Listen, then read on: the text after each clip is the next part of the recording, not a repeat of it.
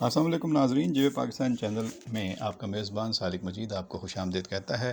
امید کرتا ہوں کہ آپ سب خیریت سے ہوں گے اور اس ڈرامے کو انجوائے کر رہے ہوں گے جس کی بات اب ہم کرنے والے ہیں۔ جی ہاں، آپ کا پسندیدہ رمضان کا بہت ہی بہترین، مقبول ترین اور شاندار ڈرامہ ام عائشہ سیزن 2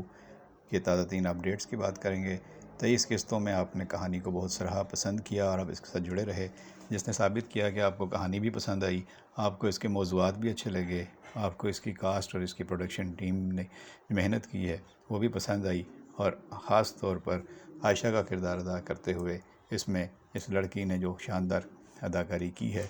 کمل خان نے، وہ بہت ہی اچھی لگی ہے آپ کو، اور اس نے سب کے دل جیت لیے ہیں۔ اب یہ ڈرامہ مدتوں یاد رہے گا۔ بہت اچھی اسلامی مذہبی تعلیمات چھوٹے چھوٹے پیرائے میں سادہ آسان طریقے سے سمجھائے گئے ہیں۔ اب آپ نے دیکھا کہ گھر کی جو ملازمہ ہے شبانہ، وہ پریشان تھی، تو اس کو عائشہ نے کہا کہ تم آیت الکرسی پڑھ کر سویا کرو اور اپنے بچے پہ دم کر دیا کرو۔ تو اس نے کہا مجھے تو آیت الکرسی پڑھنی نہیں آتی، کیونکہ میں نے تو قرآن پاک ہی نہیں پڑھ رکھا صحیح طریقے سے، میں نے تو صرف 3 سپارے پڑھے تھے اور وہ بھی چھوڑ دیا، اور وہ میں اب بھی بھول گئی ہوں۔ تو عائشہ نے اس کو سمجھایا کہ آپ ابھی بھی آپ قرآن مجید پڑھ سکتی ہیں، میں آپ کو پڑھا دوں گی، سکھا دوں گی، آپ کل سے قاعدہ دیکھ کر آئیں، میں آپ کو پڑھا دیا کروں گی۔ تو اس نے کہا کہ اس عمر میں پڑھوں گی تو مذاق اڑے گا۔ تو اس پہ عائشہ نے سب سے یہ کہا کہ دیکھیں ہمارے معاشرے کو کیا ہو گیا ہے کہ ہم کوئی اچھا کام کرنے لگتے ہیں تو اس پہ بھی ڈرتے ہیں کہ لوگ مذاق کریں گے۔ اچھے کام میں کوئی مذاق نہیں ہوتا، اور قرآن مجید پڑھنے سمجھنے کی کوئی عمر کی قید نہیں ہے، آپ کو یہ ضرور پڑھنا چاہیے۔ تو یہ اچھے طریقے سے یہ بات سمجھائی ہے۔ اب ڈرامے کی بات کر لیں تو ڈرامے میں آپ کو پتہ ہے کہ ماہم اور ازمیر کی شادی کرانے کے لیے تڑپ رہی ہے، ازمیر کی ماں نوشین، اور اب وہ اسی ہفتے اس کی منگنی کرنا چاہ رہی تھی۔ تو اس دوران جو ہے وہ ایپیسوڈ ایک واقعہ ہو گیا اغوا کا، کہ ماہم اور جا رہی تھی اپنے ہاسپٹل، تو ساتھ ہی جو ہے وہ اس کو لے گئی عائشہ کو، اس نے بھی کہیں رستے میں اترنا تھا سپر مارکیٹ میں، اور اس نے اس کو سپر مارکیٹ میں اتار دیا اور وہ آگے چلی گئی۔ اب عائشہ کا موبائل فون گاڑی میں رہ گیا، لیکن جب سوئچ آف کر کے ماہم نے اس کو رکھا تو اتنے میں ڈاکو آ گئے، اور انہوں نے اس کو گن پوائنٹ پہ گاڑی سے باہر نکالا اور دوسری گاڑی میں ڈال کر لے گئے۔ وہ بیسیکلی کڈنیپرس تھے، انہوں نے عائشہ کو کڈنیپ کر لیا اور ایک گھر میں جا کے کمرے میں بند کر دیا۔ اب اس کے بعد ہمیں یہ دکھایا گیا ہے کہ عائشہ اور بڑی پریشان تھی، سارے لوگ پریشان تھے کہ وہ واپس نہیں آئی، نوشین سب سے زیادہ پریشان تھی کہ بھئی ابھی تک ماہم نہیں آئی۔ تو اب ہمیں دکھایا جاتا ہے کہ ماہم گھر واپس آ گئی ہے، اور آ کر وہ سب کے سامنے چیخ و پکار کر رہی ہے اور برس رہی ہے کس پہ؟ عائشہ پہ، کہ عائشہ تمہیں اگر مجھ سے کوئی دشمنی نکالنی تھی تو سامنے سے حملہ کرتی، یہ پیٹھ پیچھے کیوں وار کیا، مجھے کیوں تم نے اغوا کرایا۔ اب سب یہ سمجھ رہے ہیں کہ شاید عائشہ نے اس لیے ماہم کو کڈنیپ کروا دیا کہ کہیں اس کی اور ازمیر کی شادی نہ ہو جائے۔ اب یہ جس نے بھی یہ رنگ دیا ہے اس پورے واقعے کو، وہ سوچ سمجھ کے بڑی پلاننگ کر کے دیا ہے، اور اس میں بظاہر جو شک ہے وہ تو نوشین پر ہی جا رہا ہے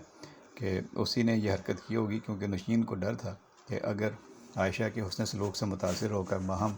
ازمیر سے شادی کے معاملے میں پیچھے ہٹ گئی، اور اس نے عائشہ کو دکھ نہ پہنچانے والی بات جو کی تھی اگر وہ اس پر قائم رہی، تو اس کا مطلب ہے کہ ماہم اور ازمیر کی شادی نہیں ہو سکے گی۔ اگر ماہم اور ازمیر کی شادی نہ ہو سکی تو نشین کا تو سارا پلان ہی چوپٹ ہو جائے گا۔ وہ تو چاہتی ہے کہ عائشہ کو اس گھر سے نکال دیا جائے، یا کم از کم عائشہ کے ہوتے ہوئے بھی اس کے بیٹے کی خوشی کے لیے یا اس کی خوشی کے لیے یہاں پہ ماہم دلہن بن کر آ جائے، ازمیر کی دلہن بن جائے، اور ازمیر اور ماہم جو ہیں وہ ہنسی خوشی زندگی گزاریں اور عائشہ کو آہستہ آہستہ سائڈ لائن کر دیں اور اس کو نکال باہر کریں۔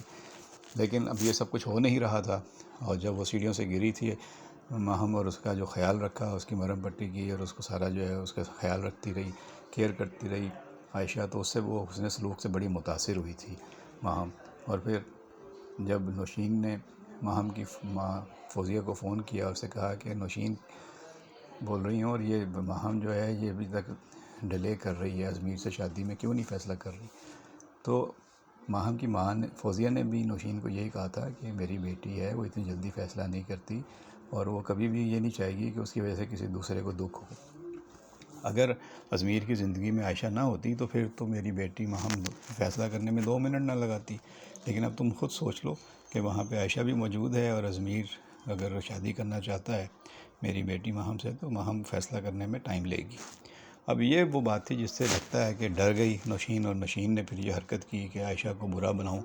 کیونکہ رات کو جب وہ سوئی تھی تو دکھایا گیا تھا کہ وہی سوچ رہی تھی کہ عائشہ ہر ایک کی نظروں میں اچھی بن گئی ہے، میں ایسا کیا کام کروں کہ عائشہ لوگوں کی نظروں میں بری بن جائے، اور پھر اس نے یہ پلان مجھے لگتا ہے بنایا اور اغوا کا ڈرامہ رچایا اور کسی کو جو ہے وہ اس نے پیسے دے کر جو ہے وہ یہ کارروائی کرائی ہے کہ اغوا کرو ماہم کو اور اسے بتاؤ کہ ہم نے جو ہے وہ عائشہ کے کہنے پہ تمہیں اغوا کیا ہے، اور جب اسے چھوڑ دے گی یا وہ وہاں سے بھاگ کے آ جائے گی اور آ کے ہم سب کو بتائے گی کہ مجھے عائشہ کے کہنے پہ اغوا کیا گیا، تو سب لوگ عائشہ کو برا بھلا کہیں گے اور اس طرح عائشہ سب کی نظروں میں بری بن جائے گی، اور پھر عائشہ اور ازمیر جو ہے ان کا رشتہ بھی کمزور ہو جائے گا اور ازمیر عائشہ کو برا سمجھے گا اور اس سے دور ہو جائے گا، اور اس طرح پھر ہمیں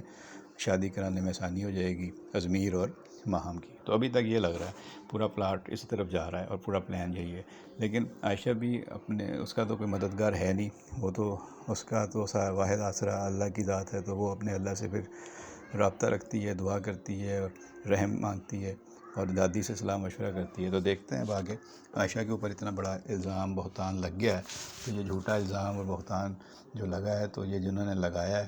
ان کے ساتھ کیا ہوگا، اور یہ معصوم بچی جو ہے عائشہ، جس کا پہلے بھی کوئی گناہ نہیں تھا، غلطی نہیں تھی، وہ اتنی مشکلات سے گزر کے جہاں تک پہنچی ہے، ایک مرتبہ پھر اس پر اتنا بڑا الزام لگا دیا گیا ہے اغوا کرانے کا، تو بجائے اس کے کہ اس کی کوئی انویسٹیگیشن کیا جائے، چیک کیا جائے کہ بھائی اتنا بڑا الزام لگا رہی ہو، اس کی بنیاد کیا ہے، اور وہ تو سارا دن گھر پر ہوتی ہے، وہ کیسے اغوا کرائے گی، اس کا کون سا جاننے والا ہے کوئی۔